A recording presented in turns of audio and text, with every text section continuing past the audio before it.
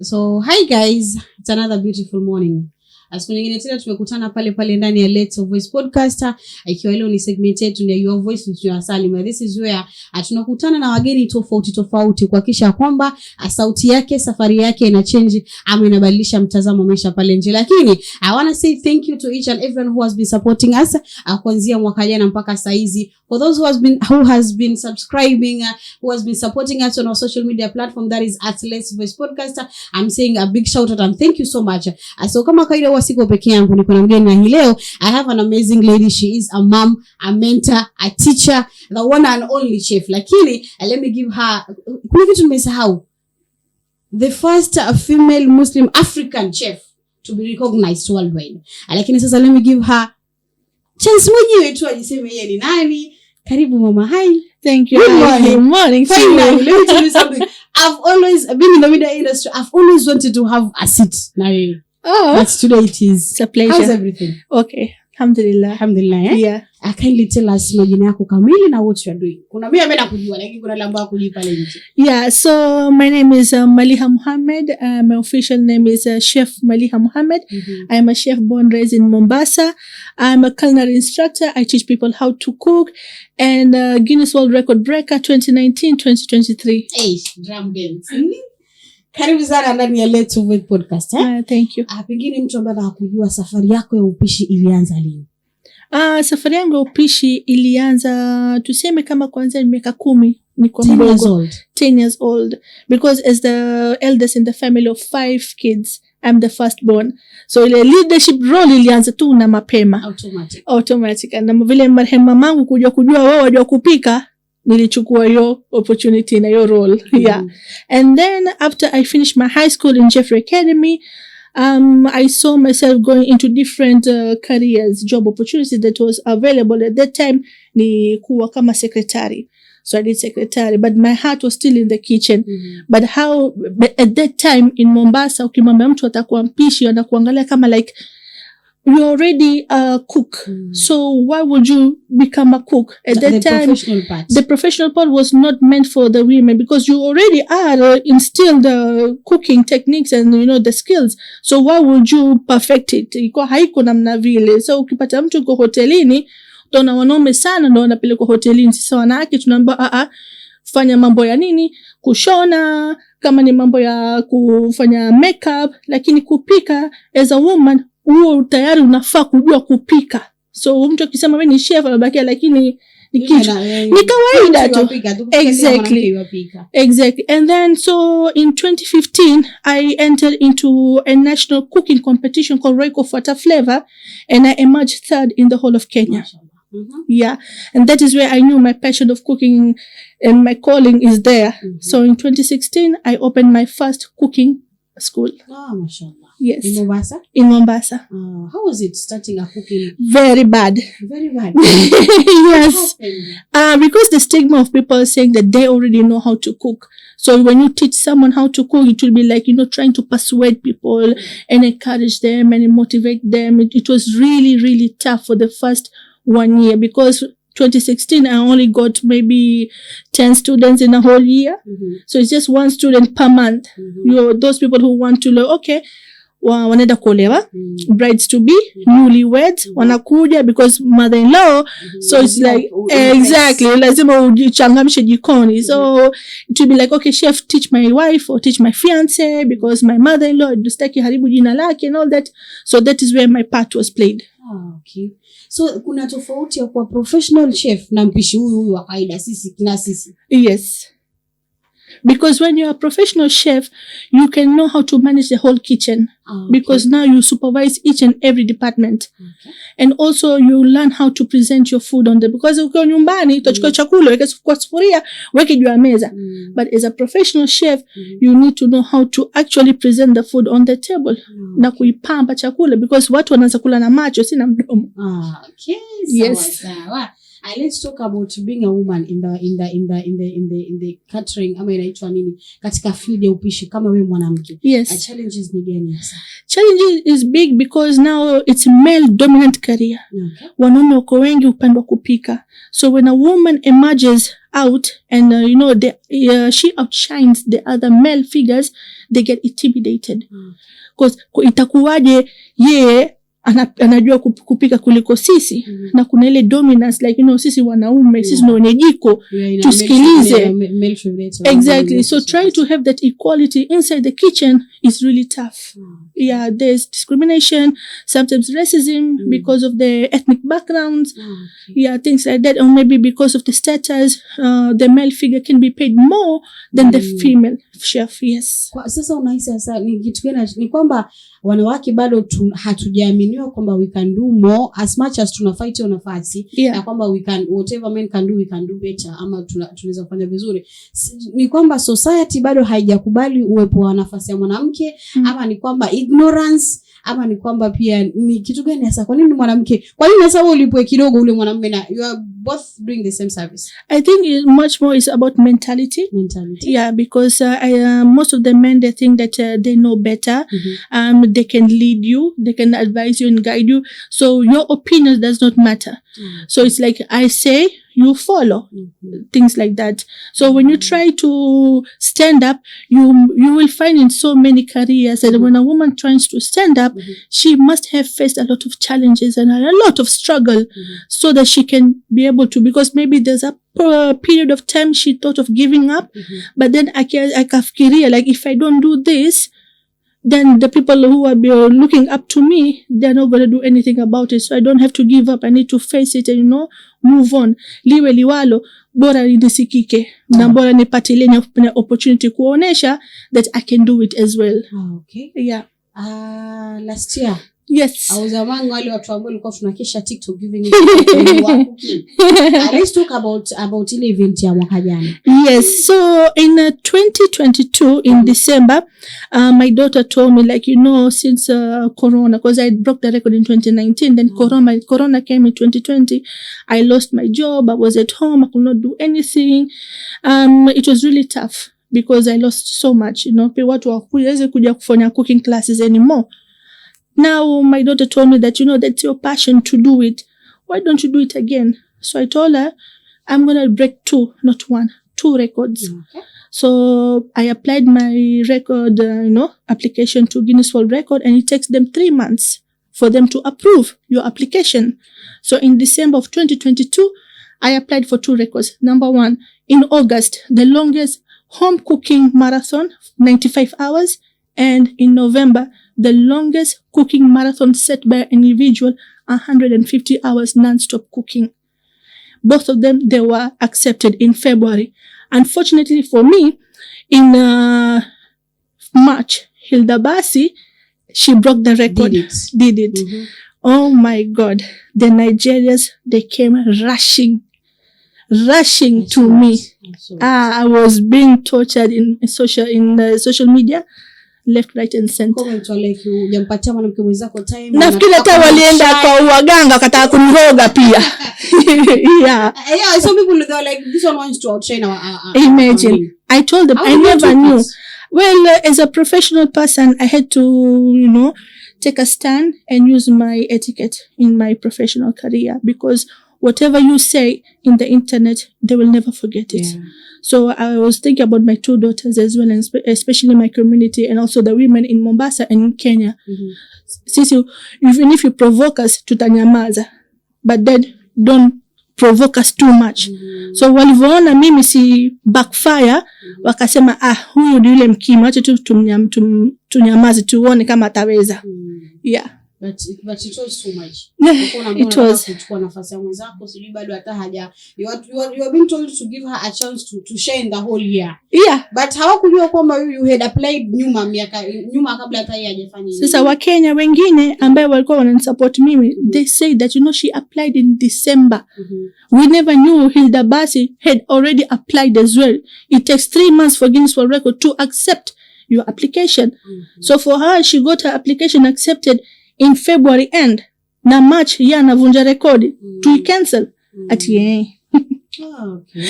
Yeah. It was that bad. It was really bad, but we persevered, Then ukaanza.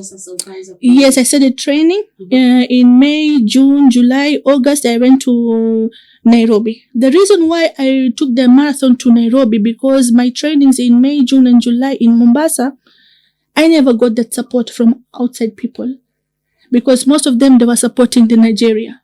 Sasa mimi kwa pale kuwaonesha, I'm like, I'm going to do it no matter what. It was like, sasa yajionesha, unaona. But then I was like, I'm going to do it. Regardless of the help or no help, I'll do it.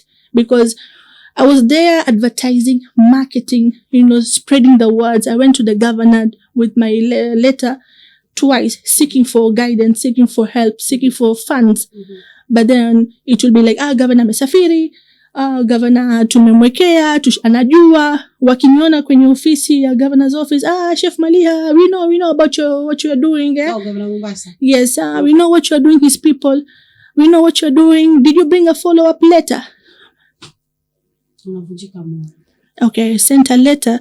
Now I have to have a follow-up letter, and I'm there twice. And si kama hamjui, munajua, mtandaoni iko. What more as an individual should I do? I don't have a connection with his PA. I don't have a connection with his people. But then when they see me, they exactly know what I'm there for. But there is nothing that was done. So I'm like, what you doing nikafanya Nairobi? That is why ulienda ukafanya cooking. Yeah. So ulikuwa tunashangaa mbona hajafanya Mombasa, kumbe it's because hukupata ile support ambayo unataka. No, I did not get it. I actually asked for people to help me online with the funds for a whole month in July and half of the August. I only managed to secure 12,000. Okay. Yeah. And to have to conduct a cooking marathon, it used almost 500,000. 500,000 Kenya shillings. Yes. You got 12,000. Yes. Yeah. Yes, I had huge support. Winnie Odinga's daughter, she came. Okay. Also we had other celebrities, Nadia Mukami, she came as well, and she's the Africa's female pop star winner. Yes, we had Oga Obina. Yeah. Oga Obina. The support was huge, by the way, compared to Mombasa. We had people camping inside, and they were sleeping there. They were dancing as well. So it gave me a lot of hope. You felt at home. Yeah, because when I was doing the trainings in Mombasa, in my own home kitchen, watu wako kule, but only my team. Okay. And I'm in Mombasa. Mnaweza kuja mkapata free food, but it was only but it was only my team. I only had one person, maybe a few I can remember, like Tamara, she came. Yeah. Digda also. Just a few the people who came. Yeah. Okay, so alafu ukavunja record. Yes. So after you break the record, you need to send your evidence, both photographic and video evidence, and it will take another 3 months for them to verify you. Yeah, so since they're doing that, I started training for November, because November ni kubwa zaidi. So November it was 150 hours. I go for 95 hours in August, so still I consider myself under training, because now I have only September and October. So September I did my own training at home, October I did my own training at home, November I was in Nairobi. Yeah, so in November I cooked for 150 hours and I fainted halfway. Yeah, I did faint. I was fatigued. I was totally exhausted, both mentally and physically. I started hallucinating as well. And that hallucinations was too much, because your mind is giving up. Your body will follow whatever the mind tells. But then my mind is tired. Now I was seeing myself in different environment. I'm asking the people, the ones who are there, whom I had already trained them. And I told them, I will hallucinate, because nitakuwa nimechoka. For every 12 hours I cook non-stop, I had 30 minutes of power nap. And that's it. Okay.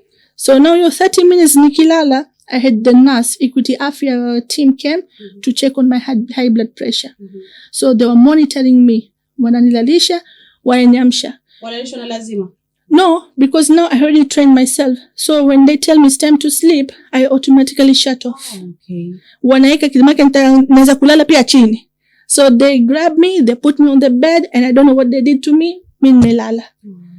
Alafu wananiamsha exactly after 30 minutes, because now I have to prepare myself to go from here to there. nashikiliwa kama nyanya mzee kwenda. Once they tell me now it's time for you to clock in, my whole body starts to transform and become someone else. Okay. Yeah. So after umeshinda sasa, the recognition was haikuwa kubwa kama vile ambavyo ulikuwa una expect. Watu walikuja wengi. Once I had finished 150 hours, people came, Sauti Sol came. We had the Terence Creatives alikuja pia. We had so many influencers in Nairobi and celebrities. What ukisema celebrity inamaanisha even they are recognized globally. Walikuja kusupport their very own. Ushaona? Once I had finished that, my team had to collect all the evidence because lazima evidence ipelekwe. Yeah, then a soft copy, not hard copy, because before they will agree for you to send via DHL, but now you need to send it through the hard file. Yeah, so tukatumana, and then that was in November, so you need to wait for 3 months. So December, January, February 2024, they told me that, I'm sorry, Chef Maliha, we cannot verify you for your November marathon, only because in one of the statements, because everything needs to be written down as well, one of the statements, your team, the timekeepers, had forgotten to add 1 hour, and we are apologizing for that mistake done by your team, so we cannot verify you. I cooked for 150 hours non-stop, but because of that 1 hour, they disqualified me. Okay. Yeah. For me, I felt bad. I went into depression. I went into stress because Hilda Basi alipika for 100 hours. But then in her timekeeper statement, wali deduct 5 hours and they clocked in her as 95 hours. Oh, okay. So if I cook for 150 hours, my only 1 hour was seen as it was not written. Why could they not remove that 1 hour and told me that, okay, now you are a champion for 149 hours? Yeah, okay. So to you felt like inapigwa vita kila mahali, ya nyumbani na nje. Okay. Yes. So talking about kupigwa vita nyumbani na nje, let's talk about Kenya sasa nyumbani, especially from our community plus from the government. Do you feel Chef Maliha, you are not getting the support that you deserve? Unajua kuna ile support ambayo si tutakupa, but according to your professional na vitu ambavyo umefanya, the changes you've made, the recognition ambayo umepatia nchi ama na heshima ambayo umepatia nchi, you are not getting the equal support ambayo unafaa upate. Yes. The media sometimes portrays or misinterprets what I'm saying. Okay. I never accused the governor or the president of Kenya. I never accused them. I just stated that even though I was not verified by the Guinness World Record and I did cook for 150 hours, surely there'll be someone to hold my hand and tell me, thank you, Chef Maliha. Even though you did not get the certificate, sisi wenyewe tutatoa certificate yetu as a country, as a thank you to give you. Because when I came to Mombasa by flight, the airport was quiet. I could hear the crickets. There was nobody to welcome me in my own hometown. There was nobody.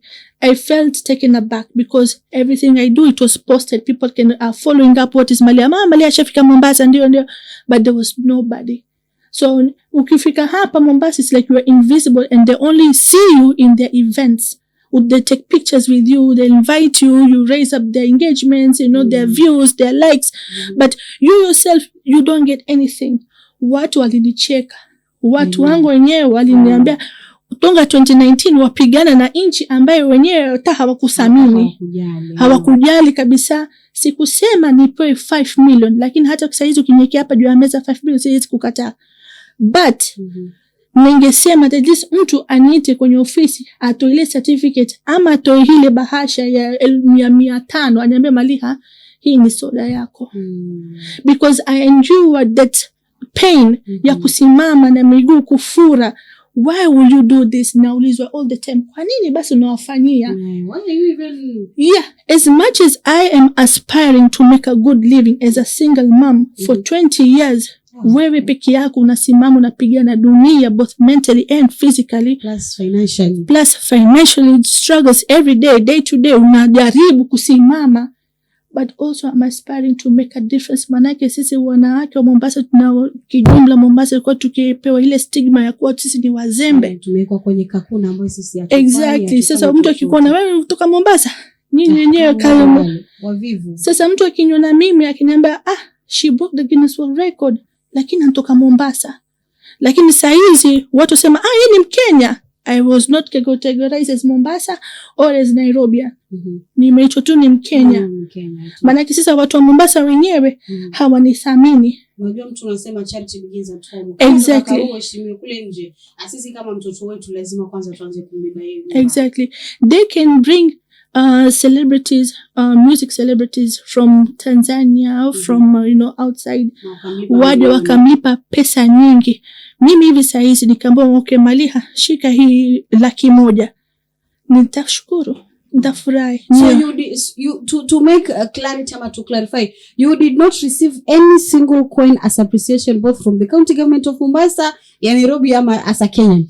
Nothing. No certificate, no recognition. Nothing. I only got one certificate from this guy called Dr. Audi as one of the women or Pwani Women Awards 2024. But Kenya kuna board ya chefs. Wako. What are they doing? Nafika. I know they are cooking, but when it comes to maswala kama haya, unajua kuna professional, kuna ile board ambayo inakusimamia, inakutetea. Yes. Board kama hiyo si inafaa iwe mstari wa mbele kukutetea wewe. Mimi naweza kusema kitu kama hivi, kwenye family kuna baba, mama na watoto. Okay. Kama yule mtoto amefanya bidii na akajulikana, yule baba atatoka nje kwenda kuitangaza, akawaambia watu wote, wajomba, washangazi na majirani, ile mtoto wangu amefanya kitu fulani, nataka muje mumsaidie. Baba yetu ni nani ambaye anaweza kutusema, anaweza kutupigania kama kutakuwa kuna kama for example maybe there are meetings, for example maybe there are events, atakuja tasimama our very own from Mombasa County. This is Chef Maliha Mohammed, come upstairs and say something few for the people who are watching you and they're getting inspired to you. That's a big thing. Na hakuna sasa. Hakuna. Watu walimuita Eliud Kipchoge because Eliud Kipchoge broke the record the same year I broke my record. Na wakamuita hapa Mombasa on 20th of October Kenyatta, itoje Mashujaa Day. Watu wakasema tutamwona na Chef Maliha, wakakaa hawakuniona. By the way, I was coming to that. Mashujaa Day unafaa uwe katika lineup wale ambao watakuwa recognized, watakuwa appreciated, but you're not there. Me, I'll be there maybe in the Gazette, the Nation newspaper, or naweza kuwa katika online newspapers. Ndio watasema watu ambao tunawatambua kama waliovunja rekodi ya Kenya. Kwa ground you are invisible because kama kuna mtu kukushika mkono, who is there? There's nobody to understand you. There's nobody to guide you. So you're just like a fool. You just umefanya ni sawa, umeondoka. We are taking a short break, but we'll be right back after the break.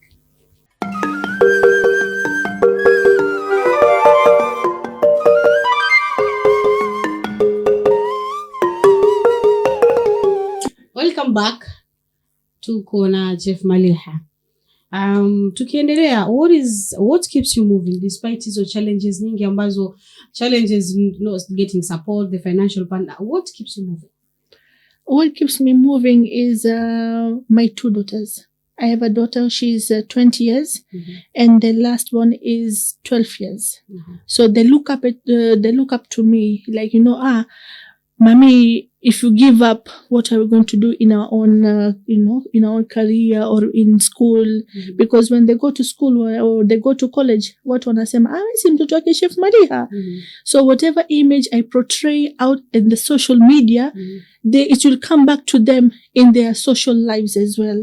So I want my own daughters as well, as much as I'm doing it for all the women in Mombasa and in Kenya, I want to show them that, whatever obstacles that come throws at your way, you have to face the challenge instead of running away from it. Either watu wa kutukana, because ukiangalia siku hizi mtandaoni watu wanatukana vibaya sana. Kila mmoja anataka kutoa siri ya watu wengine na kumchamba. So if mtu akinitukana mimi hivi saa hizi wanapata habari, lakini mimi naonesha if you know your truth, hold it. So the people who are driving me are my 2 daughters. Of course, I lost my father last year because he was my biggest inspiration as well. He's a person that, who has that drive, who had that motivation in himself as well to do the best as he can do, because akiamka asubuhi kasema jana ishapita, leo riski Mwenyezi Mungu ananipatia, kwa hivyo mimi nitaiface leo na whatever kitu ambaye Mwenyezi Mungu ameniletea kama mtihani wangu nitapambana nayo. Sasa ile kupambana na kitu iko kwangu mimi pekee pia, kwa hivyo kila siku huamka asubuhi na nasema riski Mwenyezi Mungu anatoa, kwa hivyo nitapambana na hiyo riski yangu. So whatever drives me, whatever motivates me are my own people who are my daughters and my late parents. Some people say, okay, sasa ukirecognize and all that utakuwa una furaha gani? Kama ile furaha ya kuwa na wazazi wawili hakuna tena, tushawazika. Lakini bado niko na watoto wangu wawili, manake wao ndio wenye ambao wananiangalia mimi. So ni lazima mimi niwashike mkono kabla sijakuwa mzee. Sasa hizi bado nina nguvu zangu. Kwa hivyo kabla sijakuwa katika ile umri ya kuwa mimi nafaa kuangaliwa, lazima niwaoneshe kwamba foundation yao iko tayari kwa wao kujisimamia. Maana dunia sasa hizi, ile karne ya zamani tuliyopita ishaisha, karne ambayo tunakuja hatujui. So I have to prepare them to face it. Okay, you may say you are a single man, right? Yes. So how do you juggle being a single parent and a career yako na kazi plus ulezi? It's not easy. I'm not going to say it's a walk in the park. There are nights where I cry myself to sleep because ukiangalia sina uraibu. Na the only thing that I used as my own drug ni viazi karai. That's the only thing. Sivuti bangi, sikunywi pombe, sieni maklabu, viazi karai peke yake, huku nalia, huku nazifunya kwenye mfuko, alafu nazikula na dalia, alafu nazikula. So there are good days, there are bad days. But I had to learn myself to cry in tahajjud. That was what was telling me, because nikimwelezea rafiki yangu, anaweza ile siku tukigombana anaweza kuchukua that my weakness akaenda kaisambaza kila mahali. So ni ile kukaa na kumswalia mtume na kusoma Qur'ani na yani to be faithfully driven in this chaos of the world. And also to manage my schedules, because I run under schedules. Najua asubuhi nafanya nini, najua jioni nafanya nini, na najua next week nafanya nini na nini. So if you structure yourself in accordance of you organizing yourself in a timetable, even in social media content, siwezi kila siku na posti tu, ninakula embe na posti, na kunaoga, napiga blush na post. No, you need to have also a content calendar of how you're going to time yourself, what time you're going to post that content. Everything you need to be able to manage yourself in a very structured way, so that both ways hautajiumiza, because during the marathon I sacrificed my time and my time for my own daughters. Mpaka mtoto wangu alianza kufail katika masomo yake ya skuli, then the teacher told me that you are not there. Hii mwaka mzima mtoto anaingia skuli, mara 2 days hayuko, mara nasoma only 4 days, mara next year hakosi kwenye register, anakosa skuli. So I told myself, okay, I need to sit and structure myself in a timetable that's going to make me understand, okay, in 1 week, Monday to Friday, Sunday, 1 week is dedicated to my daughters. Nazima simu unless kuna apocalypse inakuja, ndo hapo sasa nitaanza kubabaika. But 1 day that is dedicated for my time with my family, my me time, because even you need to have a time for yourself. Exactly. Okay. Watu wazungumzia swala la support, I'm not getting support. Kuna mtu pale mjambo wa kusikiza sasa. Ni support gani exactly ambayo Chef Maliha hayataka? I've been teaching people how to cook for the past 10 days. 10 years. Okay. Yeah. Na nimejikuta niko pale in my own home kitchen. Nafundisha. I need to break out of that cocoon. I want to be able to have a structured institute, because my dream is to have a culinary institute just like in France, Le Cordon Bleu Institute of Culinary Arts. That is what my dream, because my calling, my purpose is to teach. I love to teach. And I that's where my passion lies. When I see my students be mesmerized, happy when they leave the classroom and they give me their photos over the weekend. Chef, mimi napika imambi kuja nzuri. So I feel that joy, that happiness in me. The support that I really wanted is when these leaders recognize me, there are other brands will recognize me as well, because they have that naweza kusema nini, hile uzito ya kusema, like, for example, if President Ruto akisema, like, we could recognize Chef Maliha, you will see the Chamber of Commerce, they will add me in their board. Okay. You understand? You will have that, kuna ile uzito ambayo they will carry it with you, so that I don't want to be given a fish to eat for the day. I want to be told how to fish, because that skill will make me not face any poverty or any financial blockages. So kufupi unataka tu a long term support, that goal. Okay, Maliha, you want to open up a culinary institute. We hear you. We understand you. We have a place. Can you manage it? We are giving you a timeline of 6 months. We want to see you. And then you prove it to them that now I can do it. Because now you have that opportunity. They have given you something. And then you are proving to them that, you know what, naenda kushindana na Utalii College. Okay. Yes. So kunaika sumba kwamba mtu akuangalia hivi, mtu anasema hana shida yule. Yanataka support, lakini support gani mwenyewe, labda tuseme mtu anakula vizuri, mwenye afya mashallah. Mtu anakuprofile anakuambia yule mtu kisha yopige nini mitandaoni. Hakuna mtu pale nje ambaye anataka kuingia katika industry ya mapishi. Yes. Lakini kupitia hii interview anaona kwamba kwanza tuanze umetaja matatizo. Yeah. The positive part of it sasa. I will say something. Mtu akiwa mnene hayamaanishi ako sawa. Na mtu akiwa mwembamba sana hayamaanishi yeye representative wa World WHO. Wengine watu wananenepa na high blood pressure. Mimi hata nikienda wapi naanza watu wanaanza kuniongelesha, like, wewe unalia, una shida, haujakula wiki nzima. Kweli? I'm like, well, mtu sijakula kwanza jana haamini. Maana sasa Mungu amekataa. Anasema yule aloniroga amefariki. Sasa nitamtoa wapi? Okay. Yes, for the person who is looking up to me, wanataka kuingia the culinary. It's your hard work. It's your passion. Don't come in here because now you want to become famous. You need to understand your purpose. Huwezi kuletwa duniani ukaamua tu leo naamka nalala. Lazima kila mtu amepewa purpose in life. Utafute purpose yako. So you just don't have to compare yourself. Wengi wamenifuata since last year. Chef, we want to do the Guinness World Record marathon. Show us the blueprint, what you did, how you did. Mimi niko hapa, kwani mimi nimefika? Okay. These people are calling me, they want the blueprint and they want me to show them. Like, I asked them one question. Why? Is it because... What is your aim? Yeah. What is your objective? Exactly. What is your why? Do you want to become famous? Kamuliza wananyamaza. You want to have that popularity, we invite you kwenye events. Like, why are you doing it? I don't want to waste my time. Nikupatie blueprint. Alafu wende nje haribu jina yangu. Because now that I'm like your coach na mentor. Alafu if you're going to use me in a bad way, utakuwa umenivunja mimi pia. Kutumia kama shortcut. Exactly. Kama nobody gave me anything on a silver platter. I've been through a lot. Sweat, blood and tears. Are you able to face those challenges? Because even in the kitchen, mimi nilianza kuwa dishwasher. And I worked myself up. I never went into any culinary institute. I am a self-taught chef. But ukiniingiza kwenye kitchen yoyote na mpishi yoyote, they will not outwork me. I will outwork them.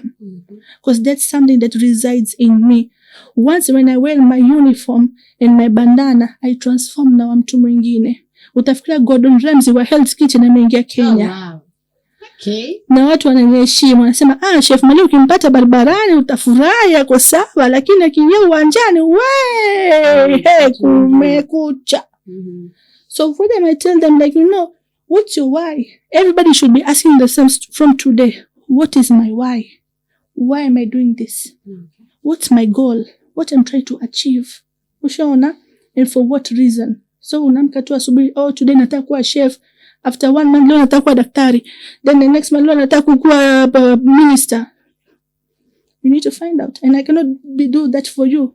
You need to do that for yourself. Wengine wanalazimishwa kufanya kitu ambayo hawataki na wazazi wao because wameona watu wengine, watoto wao wananawiri. What works for you may never work for somebody else. Exactly. You need to find your own greatness in yourself. Okay. Kuna zile mashule kule nje umesema utalii college, hizo ambazo zina offer service ambazo una offer pengine. Walishawahi ku recognize labda? No. And nobody in any institute has recognized me. Okay. Only one organization, I think it's an NGO called the Kenya Women Tourism, the Kenya Women in Tourism. They're the only ones who gave me an award. Okay. Award of excellence in passion and resilience and in the world of culinary. Those are the only one. Wengine wamenyamaza, wamekunja mkono kama wanaingia msikitini na kanisani. Okay. Kando na hiyo sasa, let's talk about you personally. Yes. What do you like? We've been serious now. Okay, what do you do in your free time? Me, in my free time, I enjoy going outdoors. I'm an outdoorsy person. I love to go to the beach. I'm an island girl. Napenda beach. Ukiambiwa uchague vitu vitatu. Yes. Loyalty, money, and vitu vile between loyalty and money. Kitu gani Chef Maliha? Money. We move by money. I can buy loyalty with money. You can? Yes, I can buy. Takunyamazisha. I can even buy the fish, water to survive inside. Okay. So unaenda na pesa. Give me money. Yes, I give me money. After 40 years, I'm 42. After 40 years, I will give me money for trust. I give me money for friends. I give me money. So money wins. Money wins. Okay. Kuna kitu ambacho mtu ana inside you. Purpose yako leo katika you've done your services, kila kitu. Yes. Do you think you are halfway or achieving your purpose katika industry ya mapishi? I always tell people in every interview that I go, in any interview, without a doubt, a chef is a student throughout his or her life. We are always being taught. There's so many culinary cuisines out there. Ukiangalia wale wakubwa, Anthony Bourdain, Chef Gordon Ramsay, Jamie Oliver, hawa wote, they are going around the world. Hawakusema okay, sasa mimi ni mkubwa, nimekaa, niko na pesa na whatever, wacha nitulie. No, they are still evolving. They are still adapting to traditions and cultures around the world.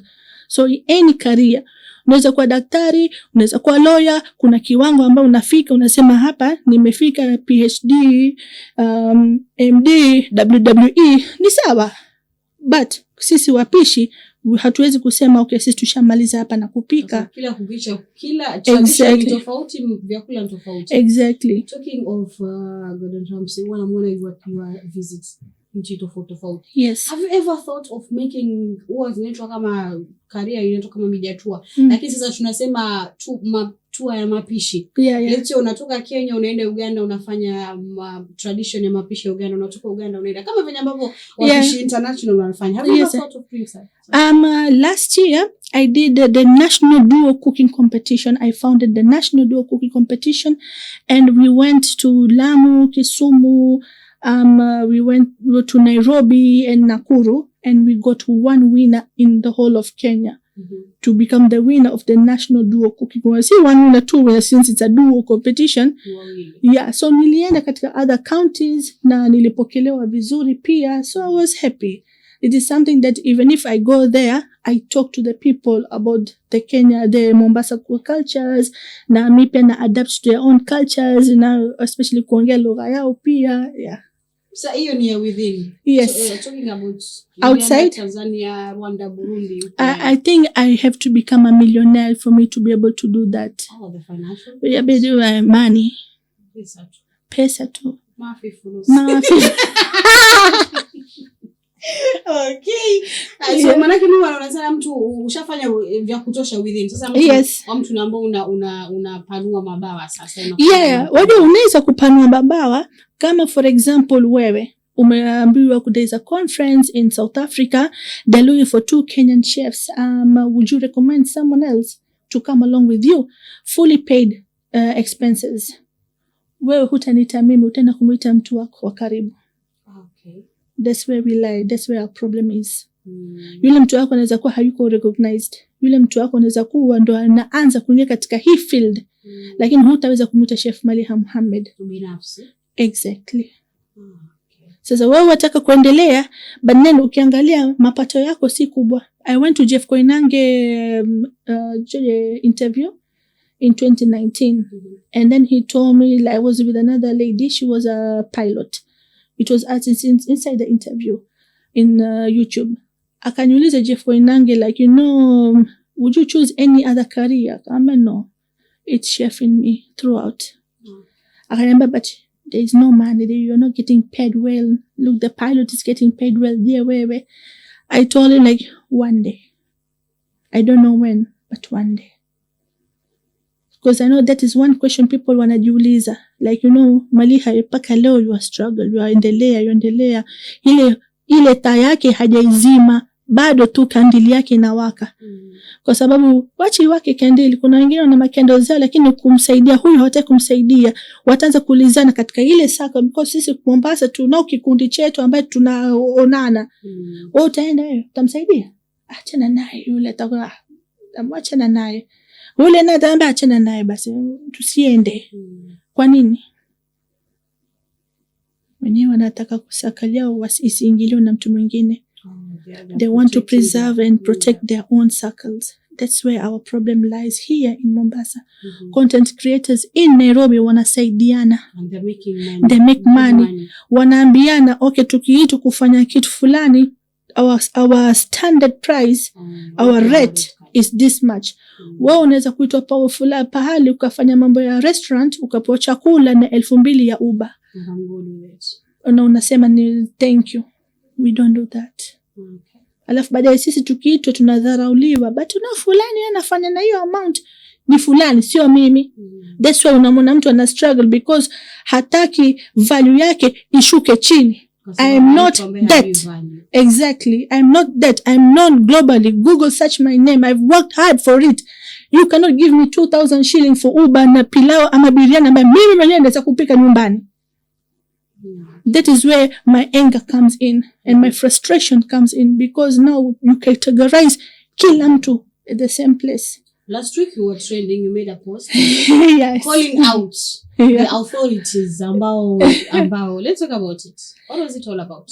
I had to speak up and break that silence because it was a lot done on me. Watu bado wananyongelea mimi vibaya. Oh, still? Still today. Wananiambia, fulani, I don't want to say names. Wanasema, fulani anachukuliwa, anapelekwa Dubai, fulani anaonekana kwenye mtandaoni, anaonekana akienda kwenye kuona na wakubwa wanamchukua, ama vile ni mwanamke. Ushaona sasa wale wengine wanasema labda wewe mwenyewe ni mnene, so the body shame you. So there's so many things that people throw around this and this way and that way, which started to affect me mentally. Ushaona? And then that is why I said it, because it was frustrating me both mentally, Ushaona, and psychologically. I'm like, it is true. Kwa nini hawa watu wangu wenyewe wanadharau? Kuna wengine wanakuja wanasema I will not do anything because kama huyu mtu wetu hajafanywa chochote, sembuse mimi. That is what I said, like for the national government kutambue county government yako ambayo unatoka kwa fayanze ku appreciate. Unajua kuna kuaga na kitu kama protocols. County government ingekuwa imekupush, national government ingekuwa rahisi hapo kujua. Exactly. Lakini sasa walianza kukuangusha ni watu wa the society kwanza where you come from, plus the county government ambao umetoka. Exactly. So does Maliha has not an agency but influencer huwa wana manager, wana nani. They have mtu akikutaka sasa for service, anakuja direct na slide DM, ama do you have board yako ama inaitwa nini ile management? I used to have managers karibu 4, but all I had I think it's because also nobody gave me any information when I entered. Wajua sangine unaweza kukalishwa na mtu uelezewe, like when you are getting known, the brands when they come, this is what you're supposed to do, the lawyers. Mtu mwenye kukushika mkono sasa. Kabisa. So when any manager kija, I want to manage you, utaona I had to follow what they say. So my opinions was hard, but it was not hard across. Okay. Na kusikia, lakini sina lazima kuifuata. It was hard for me to actually express myself of what I wanted. So they know better more than me. Hapo ndo likuwa niko na shida sana. Asakule mpisha ambaye anataka mpisha ambaye labda kwenye industry kama wewe. Yes. Na yotaka kuwa awe na mtu wa kumshika mkono ndio itakuwa rahisi. Yes. Maana challenge ambazo nyingi umepitia ni kama huko na mtu ambaye akumshika mkono, yes, kuintroduce kama let's say the corporates ambao wanataka kufanya kazi na wewe, the right way ama the right channel wewe kufuata kwa huyo. Yeah, yes. And that is where it went wrong. That is where it went wrong. And then at that time there were no mentors. Yeah, so if anybody is going to be known or go viral, they should seek mentors. Now, not any other mentor. Mtu ambaye specifically ambaye kwenye industry ambayo unafanya. Exactly. Si mentor ambaye hajui hata mambo ya kupika au hajui hata mambo ya jikoni and what it entails. You see, so don't all mentors are the same. No, like watu ambao wanafanya mambo ya psychology, yule wa mandazimu, yule wa depression, huwezi kuweka wote wao mimi najua kila kitu. Hata kwa udaktari pia kuna surgeon, kuna eye doctor, kuna vet doctor. Yule ambaye anatibu maumbo na makuku anaweza kukutibu wewe. So at the same time with the mentors. So you need to find a proper mentor. Na huyo mentor pia awe katika field yake, he is recognized. Si yule ameanza law, amesema me now I'll start mentoring. Don't even have a following. You don't even have your work to prove that this is what you are doing. Or you don't even have an impact. Exactly. So what impact have you made to whose life so that I can say, okay, I can take you in as my mentor. Okay. Yeah. Talking about impact, ni impact gani kama Chef Maliha ambaye umeweka wewe mwenyewe ambao unasema mimi miaka yangu 15 katika hii industry I have done ABC. Not the personal part, lakini sana tulimii kwenye society. For the society, I think what had impacted both in national or maybe globally, I think I feel like, wanawake wengi wameanza pia kujitoa. Wameanza pia kujitambulisha outside because people were shy. Ukienda kwa kamera anajiziba. But right now people are coming out of that shell. Wanaenda wanaongea, now they have a voice. So you become the voice for the voiceless. Until now these people, they're standing, they're having many podcasts, they're having their cooking shows, they're having their own online presence. So you feel like, okay, I made a difference. I made a difference. Because wengi walikuwa wanaogopa, sasa Maliha wafanya kupika in 2019 waonekana kwenye TV. And then when I went to Jeff Koinange's show, people like, Maliha anaenda kutuaibisha. Anaenda kutuaibisha kwanza Chef Koinange. That's negative. Exactly. So unajua watu wa Mombasa wanawake wasema sasa ngwana kuonekana kwa TV kule, hajui kuongea Kienglish. So unaonekana hujui kuongea Kizungu. So that day in Chef Koinange's life, it changed the narrative of people towards me. Kumbe ajua kuongea Kizungu. Kumbe alisoma. Kumbe amesoma. And then you said you went to Jeffrey. That's an international school, right? GCE level school. Okay. Yeah, tukufundisha Kiswahili. Pata Yes, sorry. We are sorry. Winding up ni kuna mtu ambaye pale nje anataka kujua services zako. Yes. In case mtu anataka kuwa kuna Maliha, anaanzia wapi, anafanya nini? For my red card huwa sisemi. Because kila opportunity that I get iko tofauti. Inategemea which package ambayo nafaa kutoa. So kila package iko tofauti. Kila service na bei yake. Yes, I can give out my phone number 0706349213, email mariaislam924@gmail.com, social media handles zote, Twitter, X, TikTok, YouTube and Instagram and Facebook, Chef Maliha Official. Okay. Yes. And neno la mwisho kwa serikali ya county na serikali ya national na serikali ya juu. To the county and to the president, I would like to say that even if someone was not recognized by globally, but when they do something phenomenal, when they do something that will impact the global tourism in Kenya appreciate them. It does not matter if you are going to give them a token of sum of money, but when you hold their hand and appreciate them, that carries a lot. 1, respect. 2, honor. Because that is something that we require as a woman in Kenya, as I represent Kenya at the global map of Africa and the whole world. I'm putting our Swahili and our local dishes, because in the marathon, I cooked for 400 recipes and I showcased both local Swahili and international cuisine. That should speak volume. And that's what my cry is all about. To be recognized, appreciated, and shook hands. And so that people out there can say that she has done something, and our governor and our president and the Kenya has appreciated her. Thank you so much for coming. It's been a pleasure. Thank you. Thank you so much, guys. That marks the end of our Your Voice with Chunaa Salim today. Kindly don't forget to follow our social media platform, that is at Let's Wait Podcast, Instagram, X, Spotify, TikTok, kila mahali. And I've been your host for today, Chunaa Salim. Until next time, bye bye.